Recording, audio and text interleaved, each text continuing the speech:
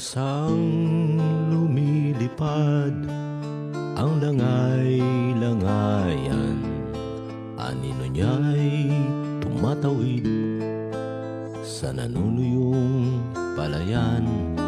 Tanging sagot sa sigaw niya ay katahimikan at kaluskos ng hangin sa dahon.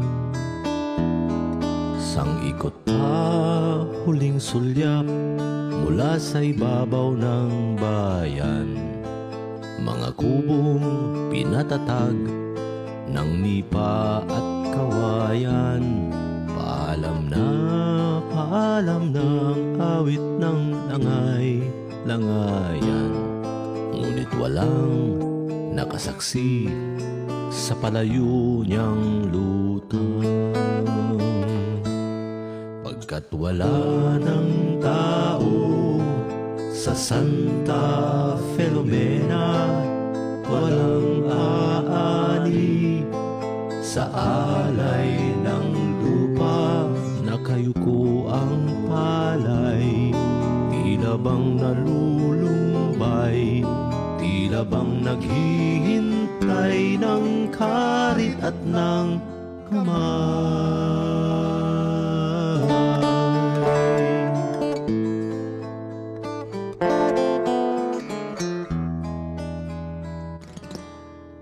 Nahihinog ang bunga ng mga manggat bayabas, pinipitas ng hangin at sa lupa'y hinahampas. Sinisipsip ng araw ang tamis at katas, iniiwan ang binhing umaasa. At pagdating ng tag-ulan sa pinaghasikan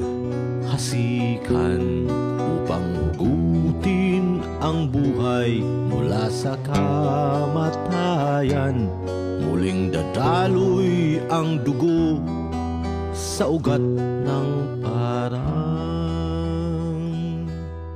Subalit ang lahat nito'y masasayang pagkat wala ng tao sa Santa Filomena, walang aani sa alay ng lupa. Ang palay ay nakayuko, tila bang sumusuko, naghahandog ng buhay sa karit at kamao.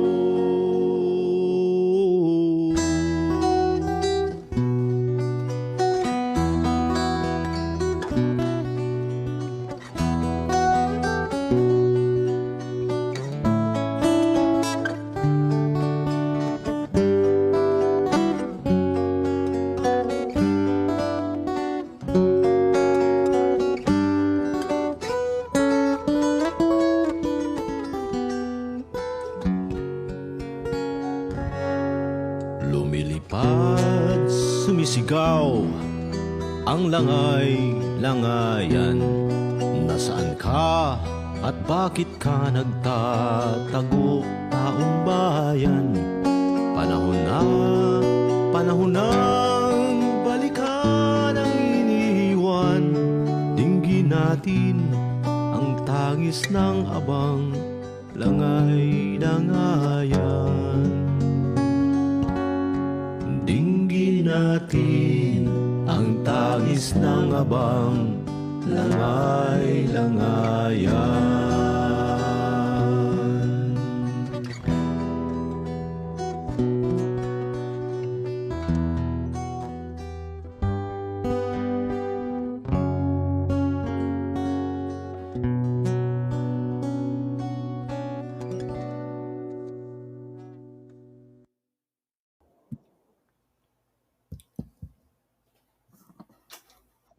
Maraming salamat sa ating mga migrante mula sa Thailand sa napakagandang awitin.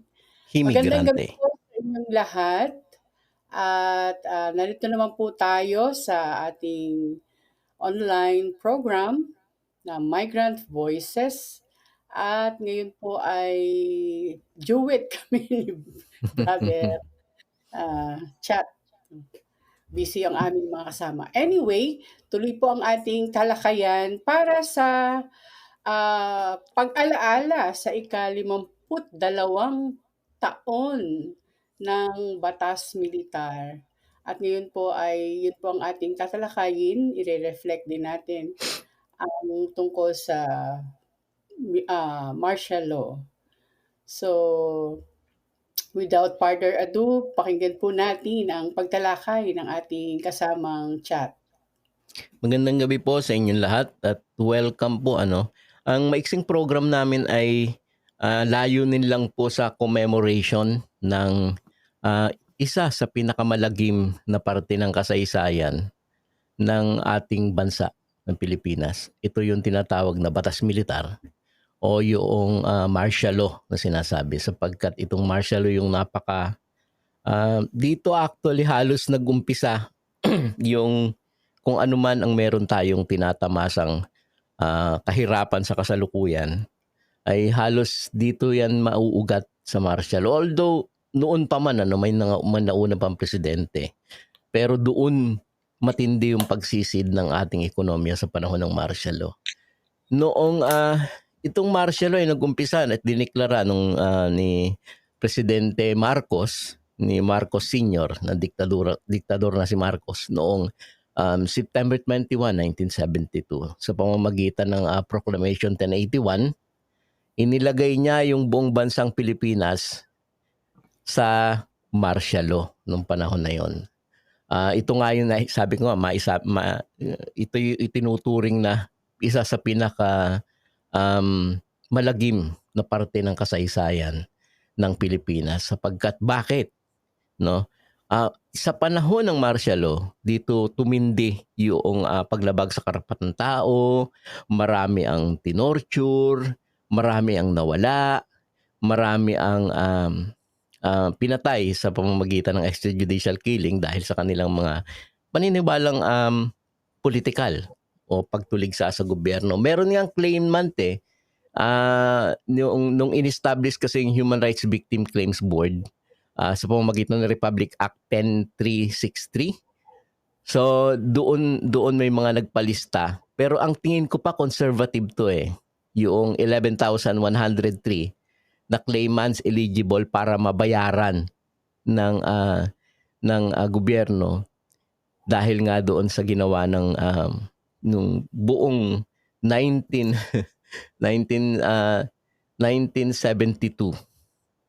hanggang 1986. Ito yung mga taong sinasabi na na torture sa panahon ni Marcos, pero tingin ko conservative to. Marami kasing taong hindi na nakapagpalista, basta nawala na lang, pinatay na lang, o basta hindi na lang nakita, o yung iba hindi na lang nagsalita pero na torture, nasaktan.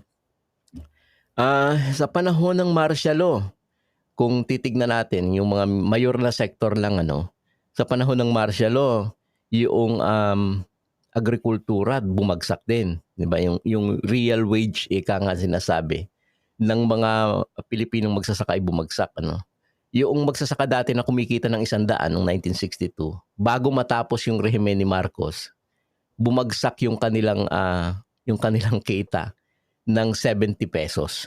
Kumbaga nawalan siya ng at least 30% ng kinikita niya by the time mula noong 1962 na hanggang sa panahon ni Marcos, na nung bago mapatalsik ng mamamayan si Marcos, bumagsak yung kanyang tawag dito, yung kanyang kita. Maging yung mga manggagawa, yung mga unskilled worker na dating kumikita ng 89 pesos noong 1962, by the time ng 1986, 23 pesos na lang yung real wage niya, yung daily wage niya, ganon din yung mga skilled workers yung kumikita ng 127. Pagdating ng 1986, 35 pesos na lang ang kinikita nila. Sa panahon ni Marcos din, dito rin nag-umpisa yung pagtindi ng utang ng Pilipinas. Kasi malawakan ng kawalan ng trabaho sa panahon ni Marcos, so tumindi rin yung utang, naging Sa loob ng 5 taon, umutang siya ng 16 billion. Parang pamilyar, di ba? Kasi yung presidente sa kasalukuyan, matinding mangutang din. Tinalo yung nakalipas na isa pang walang hiyang rehimen ni Duterte. Tinalo ng rehimen na to. Kung titignan mo per month, grabe yung utang niya, trillion kung umutang. Tahimik lang kumbaga. Itong panahon na ito, itong panahon ni Marcos, yung nag-umpisa kung titignan ninyo yung sinasabing exodus ng mga manggagawang Pilipino paglabas ng bansa. So yun yung mga Saudi. Dahil nga malawakan ang kagutuman, malawakan ang kawalan ng trabaho, malawakan ang paglabag sa karapatan tao nung panahon ni Marcos. Kaya ang tendency ng tao ay lumabas ng bansa para lang mai-survive yung pamilya. At sa panahon ni Marcos, sinamantala niya yan actually. Kaya nagtayo siya actually ng mga ahensya nung panahon niya, Seaman's Board, etc. Yung mga ahensya na alam nating naka-cater para sa migration. Kasi nga, wala naman siya na ibibigay na trabaho. So mas naisip ni Marcos nung panahon niya, well, this is better kasi mawala yung mga kaaway ko, lalabas ng Pilipinas, kikita pa ako ng dolyar, patuloy ang pangungulimbat. Diba? So nakakapagbigay ng trabaho, nagkakaroon ng trabaho sa labas ng bansa at the same time, kumikita yung gobyerno para makabayad sa mga inuutang ng rehimen. Kasi natotoo lang po, yung mga inutang ni Marcos noon, hanggang sa kasalukuyan, binabayaran pa ng mamamayang Pilipino. Yung mga kinulimbat niya na, siguro kung napansin niyo bakit yung ekonomiya natin ganyan, nakabaon pa rin sa utang, mahirap pa rin yung mga Pilipino. Yun po yung dahilan. Dahil sa epekto pa ng kinulimbat at ninakaw nung panahon ni Marcos.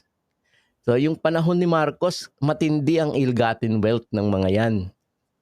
Sa totoo lang, yung siguro maraming makakapanood nito na mga kilala ko ng mga pro-Marcos. So sana ma-realize ninyo yung katotohanan nung panahon ni Marcos.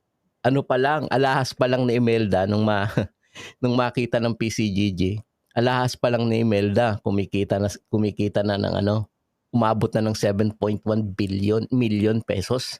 Alahas pa lang yun ha. Isang alahas pa lang yung pinag-uusapan doon. 3,000 3,000 ba? 33,000 na sapatos. Pina-auction nga nila yung ilang ill-gotten wealth na 1.2 billion na mga alahas at mga paintings ng ni Marcos nung pamilya ni Marcos. So, ang martial law hindi lang nagdala ng kahirapan sa mamamayang Pilipino, torture, etc. Kundi sa bahagi ng mga migrante, signifikante na dapat nating unawain na yung Labor Export Program ay iniluwal ng batas militar. Yung exodus ng mga mamamayang Pilipino, gaya nga nasabi ko kanina, sa labas ng bansa para ibugaw, para pakinabangan ng gobyerno na hanggang sa kasalukuyan ay nangyayari, patuloy na nangyayari yung sapilitang migrasyon sa labas ng bansa. Kung papansinin po ninyo, bago po tayo magpatuloy, kami po ay bumabati at taas kamaong bumabati sa mga kasama sa migrante Taiwan sa pagtatagumpay ng kanilang kampanya laban doon sa no pay no work. Dahil po siguro naalala ninyo yung isa naming live, pinag-usapan namin yung tungkol diyan at nai-guess natin yung mga kasama natin sa Taiwan na nagtagumpay ang Taiwan sa kanilang laban na ipabasura yung memo ng MECO na nagsasabing hindi ka makakapag-renew ng iyong kontrata, mapipinsala ang iyong trabaho kung ikaw ay hindi magbabayad ng sapilitang PhilHealth, sapilitang SS, yung mga sapilitang mandatory na bayarin. So yun. Actually po, epekto pa itong martial law ay dapat nating hindi kinakalimutan. dapat nating itinuturo sa ating mga anak, sa ating mga henerasyon, sa mga susunod na henerasyon. Nakakapagtaka nga, paano pang nakaupo ito ngayong presidente, ano? Sa kabila ng sa kabila ng ginawa ng pamilya na ito, na hanggang sa kasalukuyan ay hindi pa rin nare-recover yung mga iba pang yaman ng ating bansa na kinulimbat ng pamilyang ito. So, yun po yung gusto ko sanang maiksing bahagi sa inyo. At saka bago po ako magpatuloy, bago tayo lumipat kay Pastora. Magandang gabi po kay Raquel Kulamat. Magandang gabi, tsaka kay Raquel Rivera na nanonood. Magandang gabi sa inyo, mga kapatid. Maraming salamat sa inyong panonood. Si Raquel ay nakasama ko dati yan. Kaya kilala ko yan. So, yun po yung kung may tanong or may add, please na lang. Wala namang masyadong kailangan sabihin sa martial law. Kumbaga wala nang masyadong matindi ang torture niyan. Bukas nga meron po kaming exhibit ng photo exhibit doon sa aming simbahan. Nandoon, ultimong yung mga kilalang personality sa kasalukuyan ay na-torture at nakulong Si Nery Colmenares, alam kong kilala ng everybody. Isa yan sa mga political prisoners sa panahon ni Marcos. Marami pang mga personalidad sa kasalukuyan na nakikita ninyo siguro na mga nakulong ng panahon ni Marcos. At sa totoo lang, sa kasalukuyan, patuloy pa rin yung estado yung tinatawag na de facto martial law. Si Satura Campo, yung martial law sa kasalukuyan na hindi nga declare, pero hindi nyo po ba napapansin? Halos lahat ng mga aktivista, mga tumutulig sa gobyerno, mga nagsusulong ng karapatang tao ay dinadampot, kinukulong, o kaya'y nawawala na lang, o dili kaya ay kinakasuhan ng patong-patong. Ganon yung nangyayari. Merong nangyayari pa ring martial law sa kasalukuyan, pero hindi nga lang i-declare. Patuloy po yan sa halos ginawang practice na ng bawat gobyerno. Bawat rehimen na dumating ay parang istilong batas militar ang ginagawa. Tama, hinaharas, sabi nga ni kasama Raquel. So yun po siguro yung maibahagi kong maikli sa kasalukuyan. Sa mga gusto pong makita yung aming exhibit bukas, may photo exhibit kami tungkol sa martial law at may mga magpapaliwanag, please punta po kayo at dumalaw kayo sa aming simbahan bukas. Yan. Okay, salamat kasamang chat sa pagbabalik tanaw ng batas militar na diniklara ng dating presidente ng Senior Marcos. Ang akin namang i-share sa inyo ay una yung personal kong experience. Pangalawa, yung ano ba yung sinasabi sa Biblia, at ang pangatlo ay yung challenge, yung challenge sa atin bilang mga mamamayan at bilang mga Kristiyano. Ako, ang natatandaan ko, very personal to, noong kasing diniklara ang martial law, 1972, grade 2 ako noon. Tapos nakikita namin, nanonood kami magkakapatid kasama ng tatay ko. May mga nagmamarcha doon sa labas ng kalsada. May dala silang sulo, tapos may mahabang streamer. Hindi pa ako marunong magbasa. 19 Pastora yan?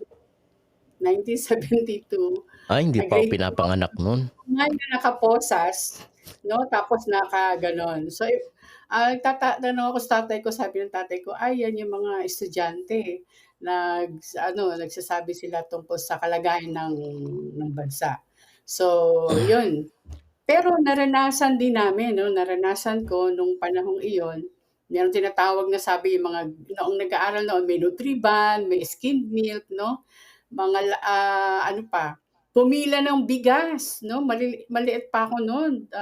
Pinapila kami ng nanay ko kasi 2 kilo lang kada pamilya, 5 kami, lahat kami pumila, di meron kaming 10 kilo. At Tsaka may nakasamang yung corn sa bigas. Sige, tapusin mo muna ako. Noong 1983, yun yung pinakamatindi na naranasan namin, na yung lahat ng squatter, ang bahay namin sa Tondo, darating ang papa, pinaalis kami no'n, 'no, squatter sa, Tondo, sa 'to, sa Makati, kasama namin 'yan, San Juan, ano pa, lahat ng squatter sa buong Manila, sa Kamanilaan. Pinaalis lahat 'yan ni Mel Mata, hindi ko talaga 'yan makakalimutan. Kasi high school na kami, 'no, at naalala ko yung nung lumilipat kami ang sasakyan namin inulan pa. Talagang para kaming mga yagin Mm. talaga ano, basta na tapos yung pinuntahan naming bahay, hindi siya bahay, nauna ang kubeta. Wala kaming titirahan. So, napakatindi nun. Ibig sabihin lang, yung ganitong karanasan namin noon, hanggang ngayon yun pa rin ang Hmm, larawan. Bukod pa sa mm. sinasabi ng mga biktima, mga pamilya ng biktima na ang kanilang pamilya ay dinukot, ni-rape, pinaslang, at naririnig natin 'no, yung mga patotoo at testimony ng mga kasama natin na hanggang ngayon ay, nakikibaka. Ang kanilang mga patotoo ay buhay na patotoo, na sila ay kasama doon sa biktima. So, mula kay Marcos hanggang sa ngayon, yung cycle of violence, yung cycle ng karahasan, yung cycle ng pamamaslang, ano pa, cycle ng kagutuman, kahirapan, at saka yung puwersahang migrasyon ng mga tao. Ito ay hindi natural, 'no? Ang nangyari lang sa atin mga Pilipino, tinanggap natin, 'no?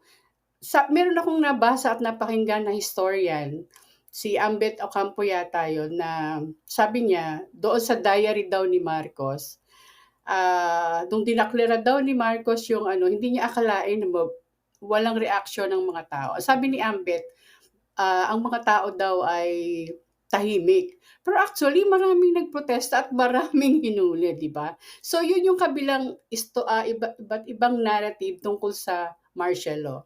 Pero dapat nating tingnan bilang mga mamamayan, pakinggan natin yung totoong narrative o sinasabing istorya ng mga biktima dahil hindi natin 'yan naririnig sa mga media, 'no, sa mga dyaryo at sa mga programa dahil control nila kahit ang mga media.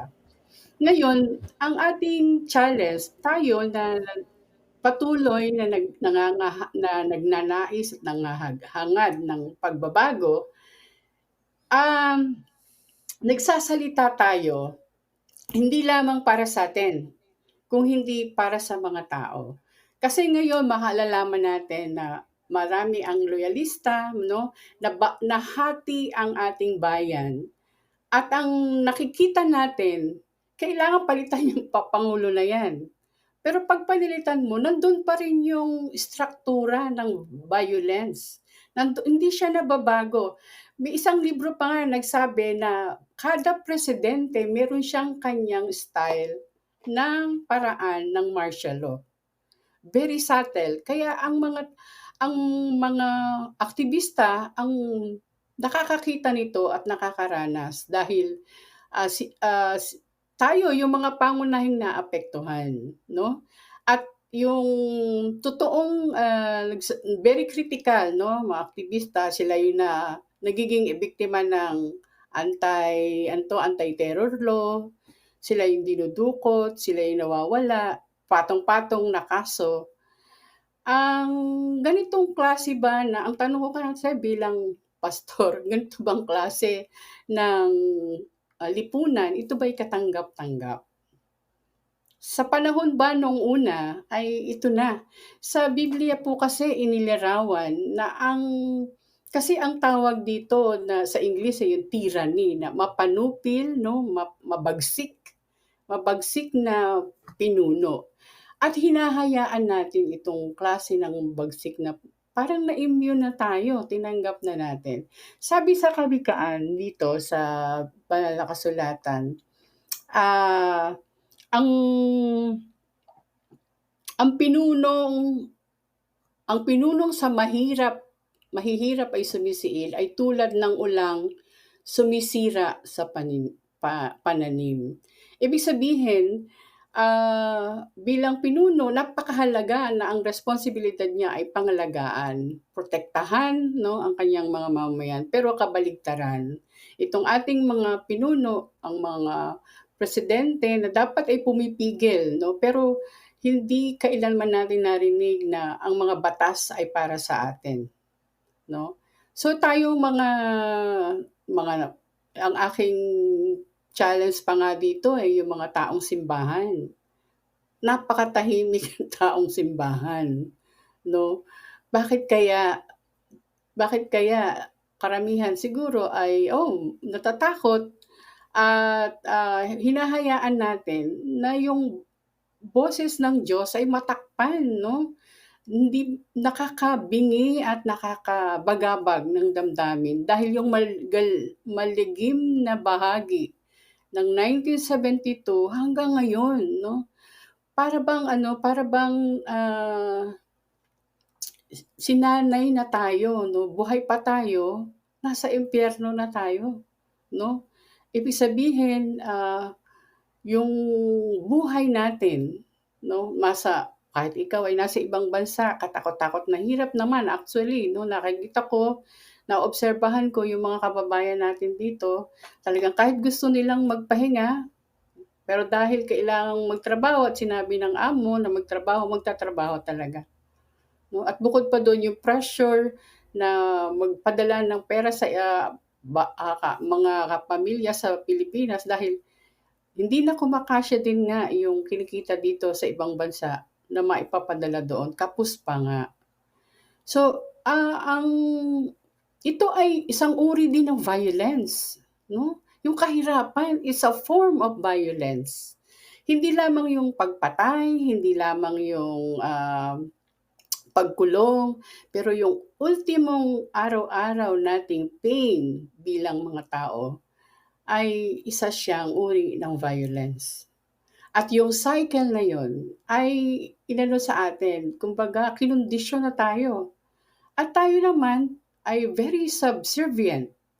Dapat makita din natin na sa likod ng ating Pangulo ay merong isa pang higit na mas makapangyarihan, 'no?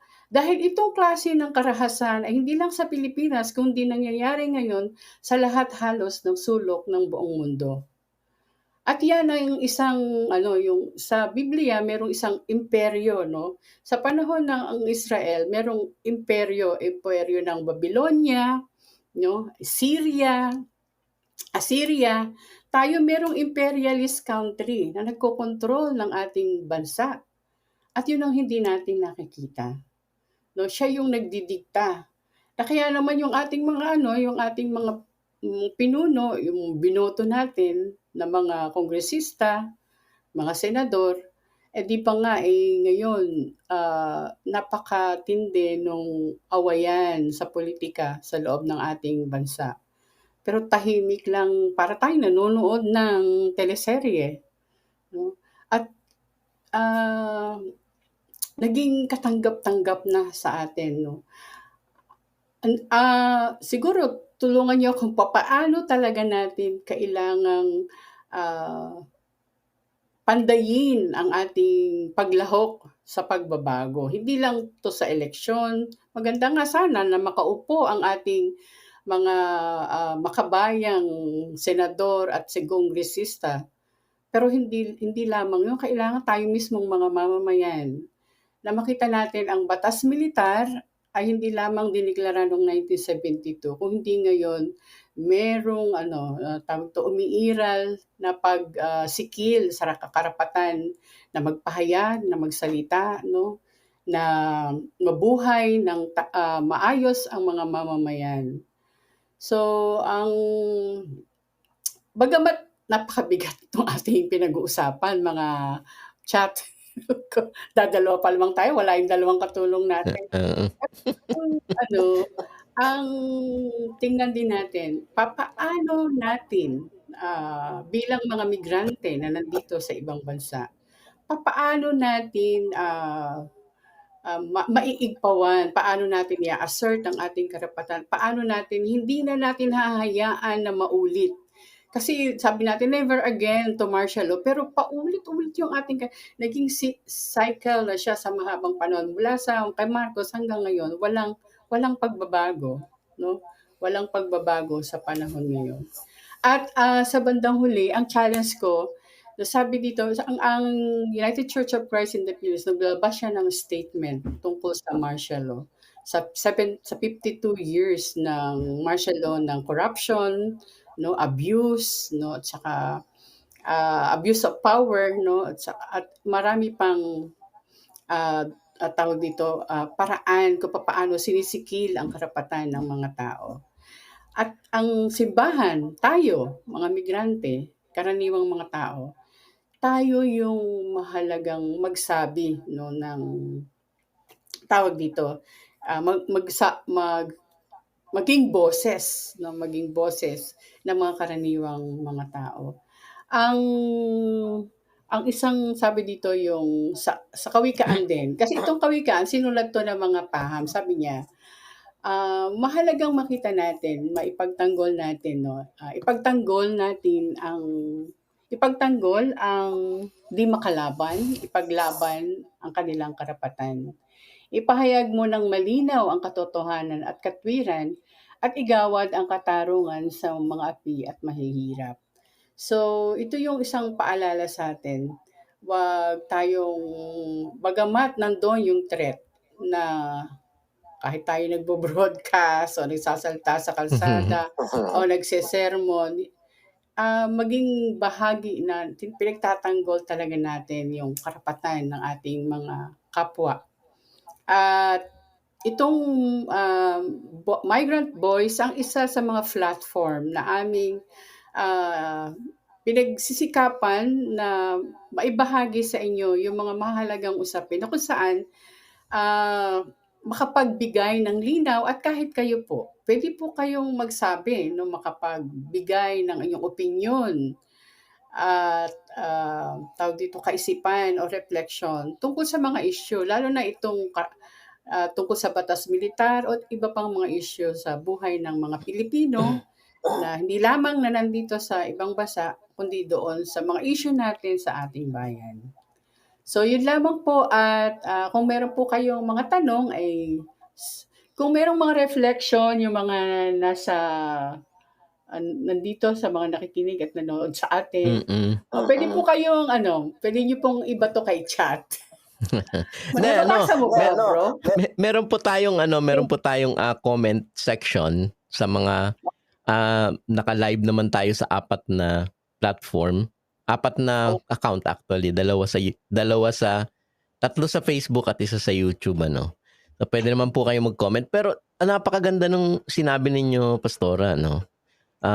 Yung parang ang pakiramdam is nagtatanong. Actually, may mga kaibigan din tayong ganyan na local na nagtatanong, how come na sa kabila na yung Pilipinas, siguro sa kabila daw ng may martial law, matindi yung kahirapan at matindi yung paglabag sa karapatan tao sa Pilipinas. How come daw na yung halimbawa hindi natin itinatakwil yung kagaya ni Bongbong o kagaya ni Marcos, bakit daw may ganon? Sabi ko, siyempre para bang gusto mo na lang sagutin, siyempre nakakahiya, di ba? Pero sabihin mo na lang, siguro resilient lang talaga kaming mga Pilipino.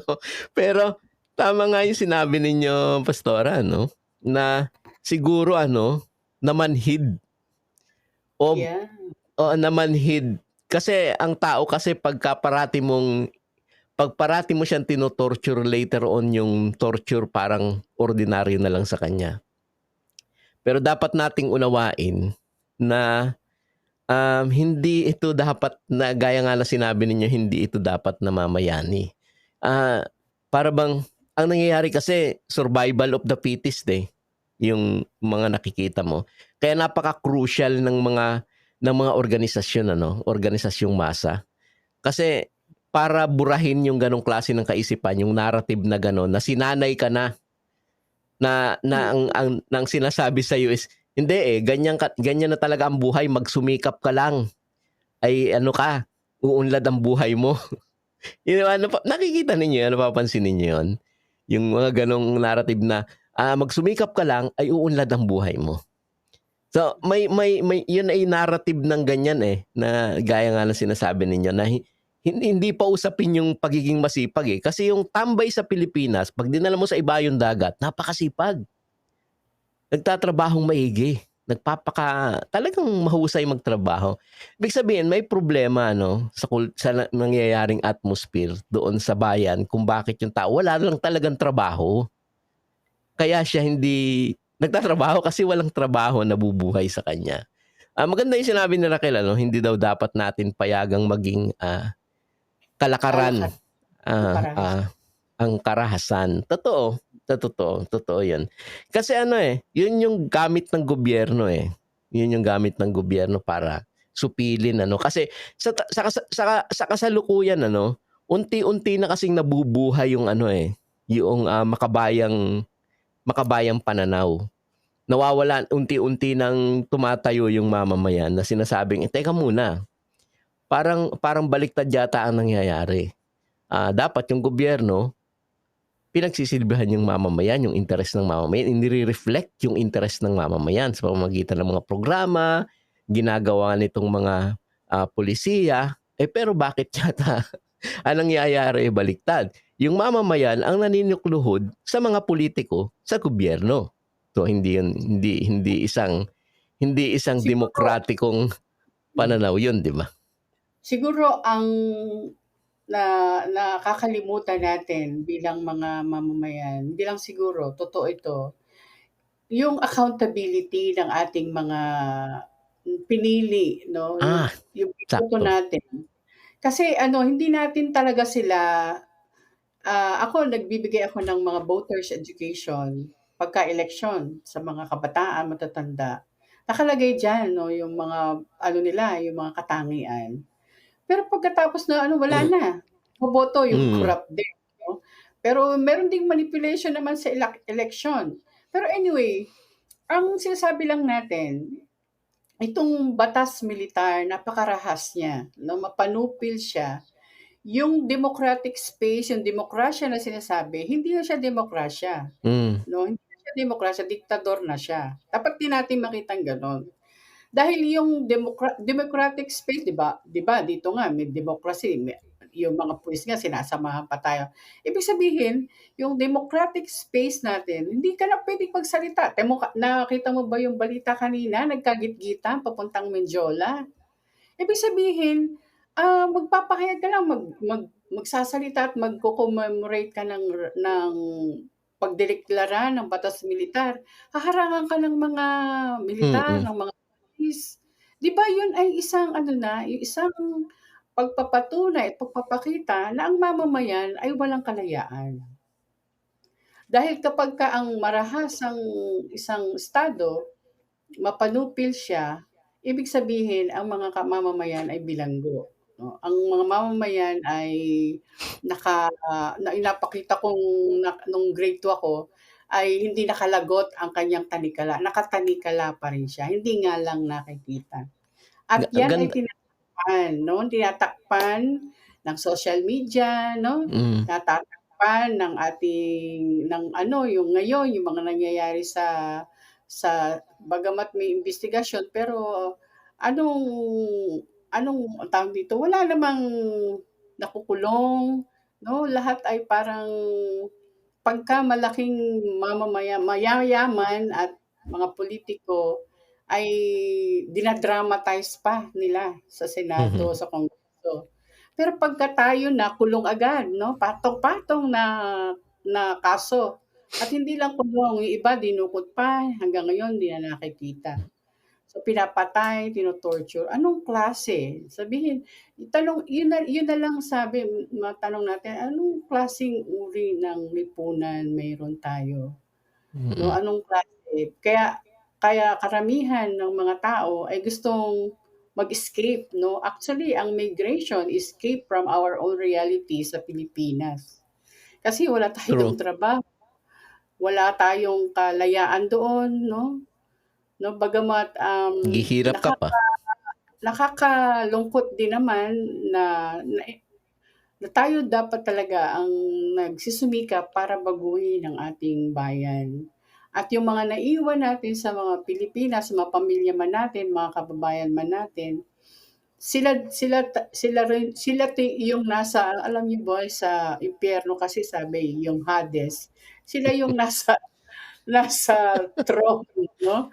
Yun yung ano, yun yung, ah, explanation sa Bible ng very, very cruel life. It's in the hell. So, hindi yun parusa sa mga makasalanan. Actually, yun ay isang figurative, na paglalarawan ng uri ng buhay ng mga Kristiyano na nagnanais ng pagbabago during that time. So, ngayon tayo yun. Tayo yung nasa hell. Hell chosen nga sa so yun. So, dito may sinabi pakibasa mo nga si Si Pastor si Ryan si noon. Sian, si Pastor Sian. Pastor Ryan, Ayan sabi niya election is fast approaching. Let us not give up easily our sandali. Ontological power. Our vote is our power. Let us therefore give it to someone that truly deserves. Sa totoo naman, at saka gusto ko sanang idagdag sa mga napagchika-chika na natin kanina pa.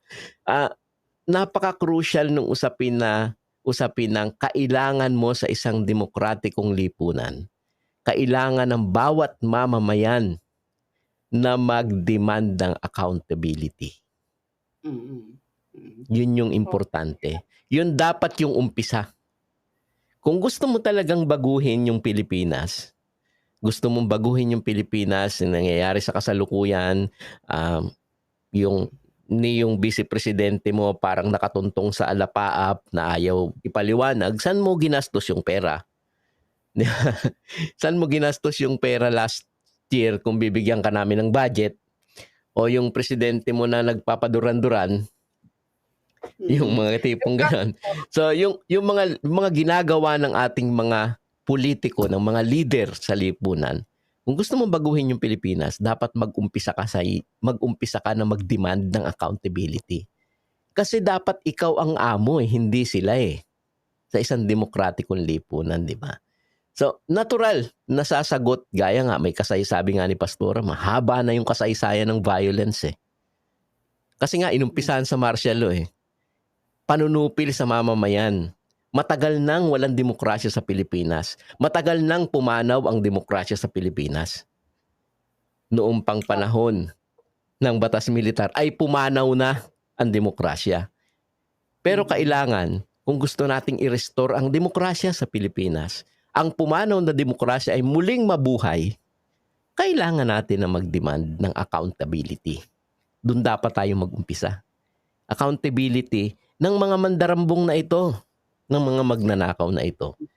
So, ibig sabihin, naniningil tayo ng accountability, kailangan natin ang puwersa at bilang ng mga mamamayan. Eksakto so, yun po. Yung mahalaga. Mahalagang magparami tayo. Yes! Sakto, dali. Mag-edukar, sabi nga ng matatanda. At yung aminin natin, no? Actually, sa totoo lang, may mga aminin natin na may mga loyalists, may mga Duterte, pero hindi dapat yan ang titingnan natin. Dapat titingnan natin ay yung ano ba yung dinadala ng mga pangulo ba na ito na ating nagugustuhan nagdala nga ba talaga ng pagbabago o lalo tayong idiniin o lalo tayong inilubog sa kumunoy, no? Yun ang mahalagang makita Nagdala natin. ng kamalasan. Mahaba, no? Mahaba pa ang ating lalakbayin. Oo, so it's a long march, sabi nga ng isang lolo natin. Kilala ko din yung lolo natin, lalo na yun. Malamang may lolo ko rin yun Annabelle, nagsabi, defend human rights. Never again, never forget. Hello, Annabelle. Yes, tama, eksakto. Sakto ka, Annabelle. Gusto kong dugsungan pa din sinabi ninyo, Pastora, laging naririnig siguro ninyo sa mga taga-migrante, ano, o mga taga-migrante, Hong Kong, Japan, etc. Yung sinasabing magpukaw, mag-organisa at magpakilos. Napakahalaga Yeah. nun. Sa pag-demand ng accountability, sabi nga ni Pastora kanina, no, sa pag-demand ng accountability, hindi pwedeng solo ka lang, boy. Hindi pwedeng solo ka lang. Hindi ubra yun. Kailangan mong may kasama. Di Oo, ba? yung Lagi, sabi ni Raquel, sabi ayun, nung isang lolo, organize, organize, organize. Hello sa kilala ko mga din yan, lolo lolo mo na yan. natin na nakikinig at nanonood. sabi, lagi nyo naririnig ay magpukaw, mag-organisa, at magpakilos. Ika nga sa English ay arouse, organize, and mobilize. Diba? Yun yung importante. Kung gusto mong baguhin while yung pagdidemand ng accountability sa gobyerno na hindi, kailangan ang serbisyong panlipunan ay nauuna. Kailangan ang mga mamamayan, mga driver ay laging may trabaho. Hindi ipamimigay ang kanilang prangkisa sa iba. Di ba? Yun. Accountability, hindi pwedeng solo ka lang. Naalala ko yung isang naisulat ng historian noong panahon ni Marcos, ang tawag dito, kaya daw siya nagdeklara ng batas militar ay dahil sa banta ng mga communist. Talaga lang Tapos taas ng presyo ng bilihin, pagwewelga ng mga tao, pag-aaklas ng mga tao. So, ilan lang yun. Pero tingnan mo naman, hanggang ngayon, nandun pa rin yung problema. Diba? So, ibig sabihin, hindi siya talaga nare-resolve. Hindi yung dahilan talaga. Yung paraan ng pag-resolve.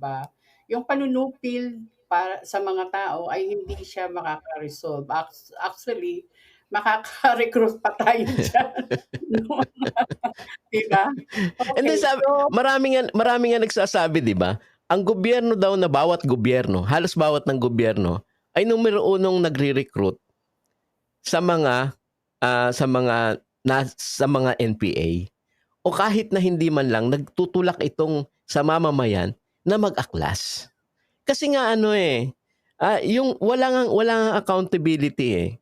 Walang accountability yung gobyerno. Kaya talagang kailangan mong kunin yung iyong karapatan. Wala ka namang karapatan eh. Kasi nga, yung gobyerno ay ganoon. Tama yung sinasabi ni Maricel, sinasabi niya, arouse, organize, and mobilize. Yun nga, pag tinagalog, di magpukaw, mag-organisa, at magpakilos. Maganda-ganda yung Tagalog. Yung English parang may arouse no? You need to arouse the Yung isang samahan ng mga simbahan, yung yung against tyranny, nakalimutan ko na yung samahan na yun. Pero maganda yun. Lalo na sa mga nasa simbahan, aktibo sa simbahan, maging bahagi tayo doon sa nakalimutan ko, against tyranny yun yung isang letter. Pero anyway, tiranya na to, no? Piranya. It has been for a long time na yung tiraniya nagaganap talaga sa Pilipinas. Hindi lang sa atin, kundi sa daigdig. Nagko-cover lang, parang ganon. Yung tiraniya kasi sinusuhayan kasi ng imperialista eh.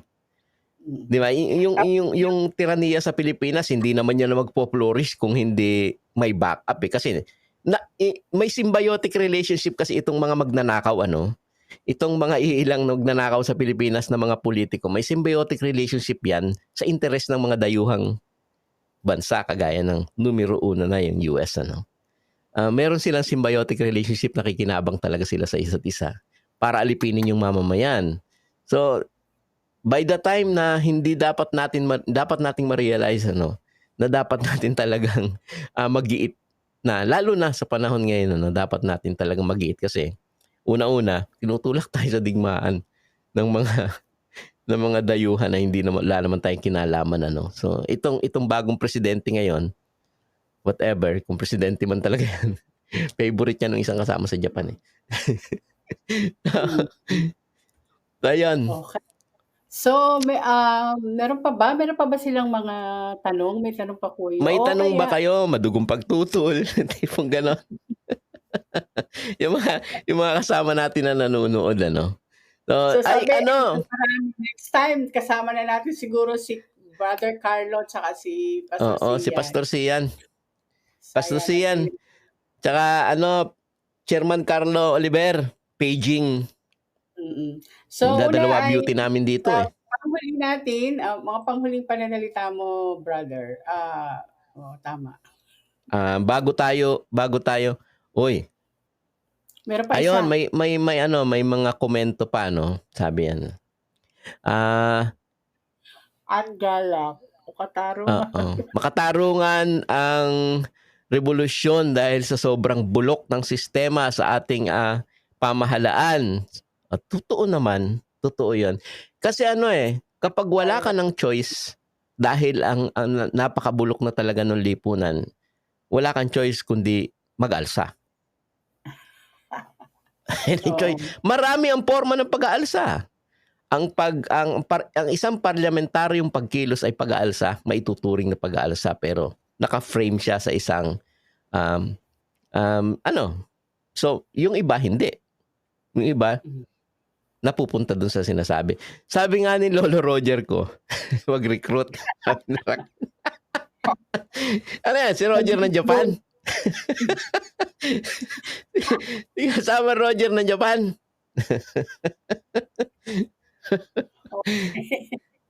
Okay. So, alala po, mula sa kawikaan, ipagtanggol mo ang di makalaban, ipaglaban ang kanilang karapatan, ipahayag mo ng malinaw ang katotohanan at katwiran, at igawad ang katarungan sa mga api at mahihirap. Amen! Sa mga lahat at ating sinasaluduhan ang mga mga lolo natin, no, yung mga hanggang ngayon ay nakikipaglaban, nakikibaka, kahit sila ay nakaranas ng torture, sila ay nagpapatuloy pa rin. Actually, inspirasyon natin sila. Mahaba po ang listahan nila, kaya marami pong salamat. At Pastora, napakaganda nung minention mo sa kawikaan, ano? Can you imagine? Kahit sa Biblia, ang sinasabi ay yung pa rin sinasabi natin sa kalye at sa mga organisasyon na ipagtanggol mo yung mga mahihirap. How come na nasa simbahan o nasa isa kang relihiyon institusyon o sumisimba ka o nagsasabi kang I love God and blah blah blah etc. And yet ang gusto mo ay yung mga tyrant.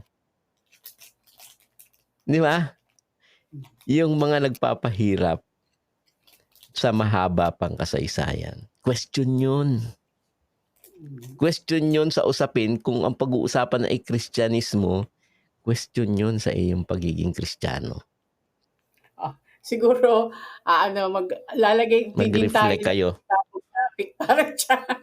Kaya nga daw sabi nga nung Papa, wala daw pinag-iba yung yun daw kinuha na ng mga leftist. Tama ba tong time ko? Na-late naman tayo mag-umpisa.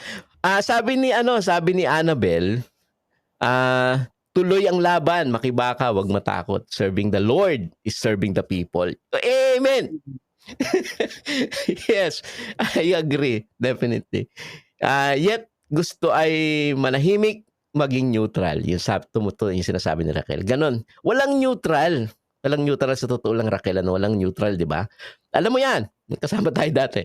Yung neutral, ibig sabihin kakampi ka nung mananakop kasi hinahayaan mo sila na i-oppress, mang-oppress Hindi mo sila pinipigilan. Kaya ibig sabihin, although ipinepwesto mo yung sarili mong neutral, pero sa totoo lang, binubuhay mo at pinapalakas mo yung mananakop, yung mga api. Yun yung totoo nun. Kaya wag mo niyo sasabihin yung pag neutral, agad-agad alam niyo yun. Kakampi yun ng mananakop. Kakampi yun ng nagpapahirap sa mamamayan. Tama Okay. yon. Tama yung sinasabi ni Maricel. Buhayin ang diwa ng mga unang revolusyonaryo. True. True. To the point and true. So, kami po ay magpapaalam na ni Pastora. So, Kasi, yung awitin ay handog natin sa lahat at nawa po ay muling maantig ang ating damdamin, hindi lang damdamin, kundi ating diwa at samahan natin ang pagkilos at pagtugon sa hamon ng ating panahon para ang karahasan ay mawala na at yung mapanupil, mapaniil na pag naghaharing uri ng mga tao ay tuluyan ng mawala. No, hindi po lang 'yan nadadaan sa panalangin kundi sa sama-samang pagkilos at dapat yung sama-sama mahabang paglilingkod sa sambayan ng Pilipino. Magandang gabi po sa inyong lahat. Hanggang sa muli po, pakinggan natin ang ating boses ng mga migrante at mga mamayan. dapat po Kami yung po dapat po yung tawag doon, yung pananampalataya mo may kasamang praktika. Di pa Ang pwedeng susunod, Lord. yun ang ating pag-usapan, imbitahan natin si Ano, Manong marami pong salamat sa mga kasama sa Thailand, ano, yung mga tagahimig migrante na Opo. mga makabayan nating artista, no, mga makabayang banda. Maraming salamat sa pagpapahiram ng inyong mga videos sa amin. Maraming salamat sa inyong mga kasama.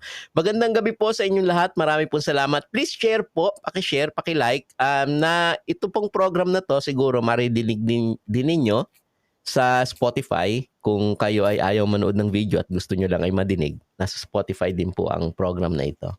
So, please paki-share na lang po at paki-like para naman po yung iba maano. Marami po salamat. Magandang gabi po sa inyong lahat. At see you next time. Bye-bye.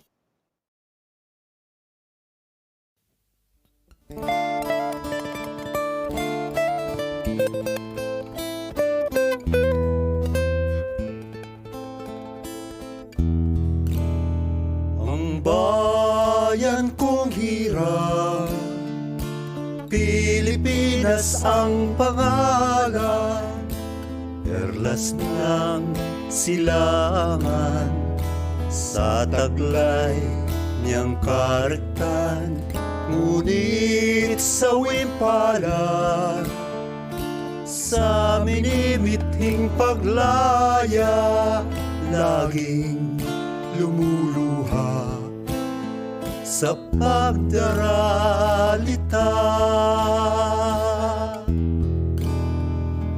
Ang bayan kong Pilipinas, lupain ng ginto't bulaklak, pag-ibig na sa kanyang palad, nag-alay ng ganda at tila, at sa kanyang yumi at ganda, dayuhan ay nahalina.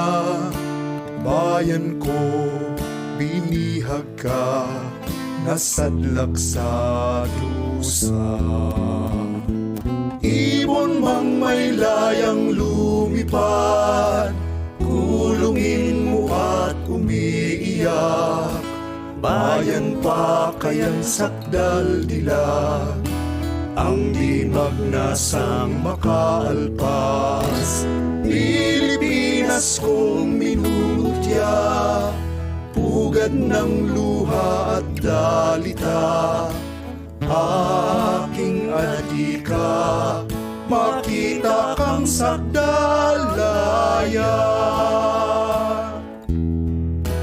Kay sarap mabuhay sa sariling bayan, kung walang alipin at may kalayaan. Ang bayang sinisil, pabangon lalaban din. Ang silang ay pupula sa timyas ng paglaya. Ibon mang may layang lumipad, kulong Dalangin mo at umiiyak, bayan pa kayang sakdal dilag, ang di magnasang makaalpas. Pilipinas kong minumutya, pugad ng luha at dalita, aking adhika, makita kang sakdalaya. Aking adhika, makita kang sakdalaya.